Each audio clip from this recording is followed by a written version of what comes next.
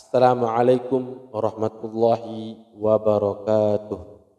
Alhamdulillahi rabbil alamin wa bihi nasta'inu ala umurud dunya waddin wassalatu wassalamu ala asrafil anbiya'i wal mursalin wa ala alihi wa sahbihi wa man tabi'ahum bi ihsanin ila yaumiddin.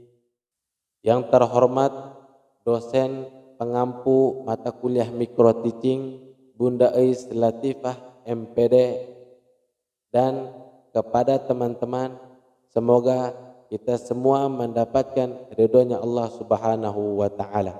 Baik, saya Mufaid, mahasiswa dari Sekolah Tinggi Agama Islam Al-Azhari Cianjur, Jawa Barat, dari program pendidikan agama Islam semester 6C.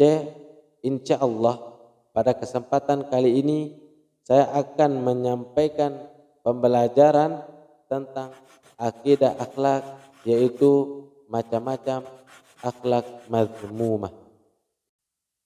Ada beberapa contoh akhlakul mazmumah, diantaranya yaitu yang pertama sifat sombong, yang kedua iri, yang ketiga dengki, yang keempat tamak, yang kelima hasad, yang keenam takabur, yang ketujuh ghibah, dan lain sebagainya. Sebagai seorang muslim, sudah seharusnya kita menjauhi akhlak mazmumah ini, karena akhlak mazmumah ini artinya akhlak tercela dan sangat dibenci oleh Allah Subhanahu wa taala. Teman-teman sekalian, pada pembelajaran kali ini saya akan memaparkan satu poin dari akhlak mazmumah, yaitu poin yang pertama tentang sifat sombong. Apa itu sifat sombong? Sesungguhnya sifat sombong adalah salah satu amalan yang tercela, akhlak yang buruk. Oleh karena itu, beberapa kali kita akan menyaksikan bahwa buah dari kesombongan tersebut dibalas tunai atau dibalas kontan oleh Allah Subhanahu wa taala. Kalau ada yang disebut sebagai bapak kesombongan, ketahuilah teman-teman sekalian bahwasanya pelopor sombong sepanjang masa adalah iblis. Karena apa? Karena makhluk ini yang dibayar tunai oleh Allah Subhanahu wa taala karena kesombongannya. Baik teman-teman sekalian, di sini saya akan menceritakan kisah orang-orang sombong pada zaman dahulu yang dibayar tunai atau dibayar kontan oleh Allah Subhanahu wa taala. Kisah yang pertama yaitu iblis. Iblis adalah makhluk yang menolak perintah dari Allah Subhanahu wa taala untuk sujud kepada Nabi Adam alaihissalam. Karena apa? Karena dia menganggap dirinya lebih baik daripada Nabi Adam alaihissalam. Balasan tunai yang diterima iblis adalah dia diusir oleh Allah Subhanahu wa taala dari surga seketika itu juga. Padahal iblis adalah penghuni surga bersama para malaikat.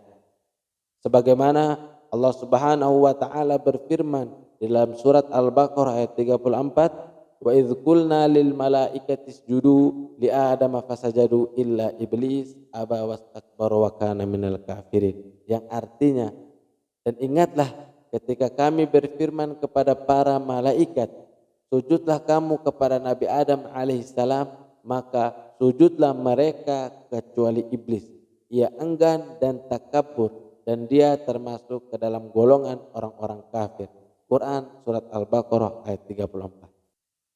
Kisah yang kedua yaitu Namrud, sang raja zalim di zaman Nabi Ibrahim alaihissalam. Dengan angkuh dia menolak kebenaran dakwah tauhid Nabi Ibrahim alaihissalam. Bahkan dia mengaku dirinya sebagai Tuhan semesta alam. Maka tersebab karena kesombongannya itu, dia dibinasakan oleh Allah Subhanahu wa taala dengan mati terhina, menderita oleh seekor nyamuk yang masuk ke dalam kepalanya. Kisah yang ketiga, Fir'aun, sang penguasa Mesir.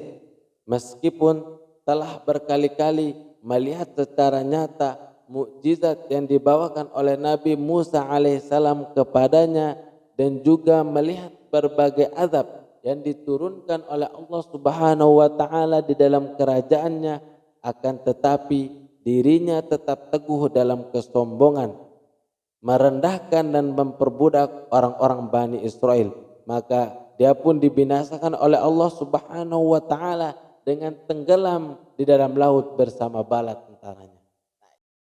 Dan kisah yang terakhir yaitu kisah Abu Lahab. Kesombongan Abu Lahab menolak dakwah dari Nabi Muhammad sallallahu alaihi wasallam pun diganjar kontan oleh Allah Subhanahu wa taala. Setelah peristiwa Badar, orang yang masih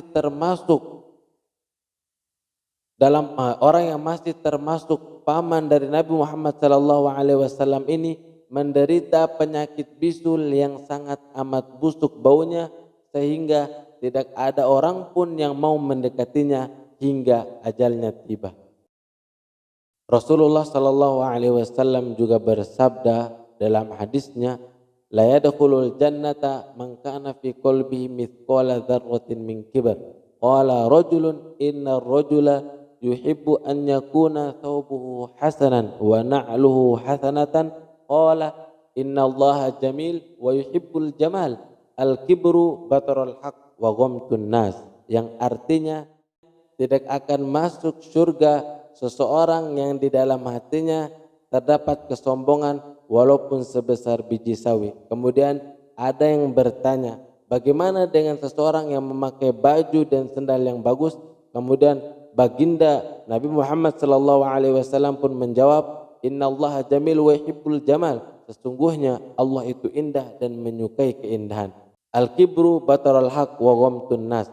Sombong itu menolak kebenaran dan merendahkan manusia. Hadis riwayat Muslim.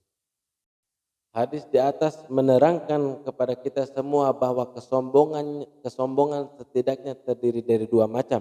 Yang pertama, sombong kepada kebenaran, dan yang kedua, sombong kepada makhluk Allah Subhanahu wa taala. Menolak kebenaran adalah dengan berpaling darinya serta tidak mau mengikutinya, sedangkan meremehkan manusia adalah menganggap dirinya lebih baik dibandingkan dengan orang lain tersebut. Dalam hadis qudsi, Allah Subhanahu wa taala berfirman, al-kibriya'u ridai wal 'azamatu izari man naza'ni wahidan minhuma qazaftuhu finnar. Artinya, kesombongan adalah selendangku, keagungan adalah sarungku. Barang siapa yang mengusik aku dalam dua hal ini, maka aku akan lemparkan dia ke dalam api neraka. Hadis riwayat Ahmad. Demikian pembelajaran kita pada hari ini. Semoga Allah Subhanahu wa taala selalu memberikan hidayahnya kepada kita sehingga kita selalu berada di jalan kebenaran. Kita tutup dengan membacakan doa kafaratul majlis. Subhanakallahumma wa bihamdika asyhadu an la ilaha illa anta astaghfiruka wa atubu ilaik. Assalamualaikum warahmatullahi wabarakatuh.